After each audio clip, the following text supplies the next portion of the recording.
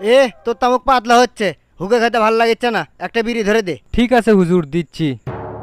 হুজুর, আপনার এইদিকে তো কোনো মাছই চাষ করেন না। আরে তুই ঠিক আছু, কোনো মাছই তো এই পুকুরে ছাড়ি না। এক কাম কর, আজ থেকে এই পুকুরটা তুইলে, এখন থেকে তুই মাছ ছাড়িস। কে রে, এই জমি এখন কেডা করিচ্ছে রে? হুজুর নিহাত করিচ্ছে। জি হুজুর, আমি করিচ্ছি। ও আচ্ছা, মনোযোগের সহিত চাষবাস কর। হুজুর, আপনার উত্তর পাশের জমিটা সাজ্জাদ করবে চাচ্ছে, ওকে জমিটা দিয়ে দেবো। হ হ, একবারে দিয়ে দে, চাষবাস করে করে ধরে খাক। ঠিক আছে হুজুর, আমি ব্যবস্থা করিচ্ছি। আব্বা আজকে আমি ইলিশ মাছ খামো। ঠিক আছে বাবা, আমার বাপ ইলিশ মাছ খাবি? এ আজকে একটা বড় দেখে ইলিশ মাছ নিয়ে আসিস।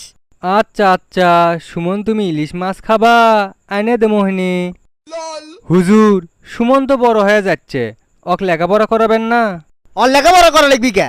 ওর বাপের সম্পত্তি কি কম আছে? হ আব্বা, আমি লেখাপড়া করবো না, আমি তোমার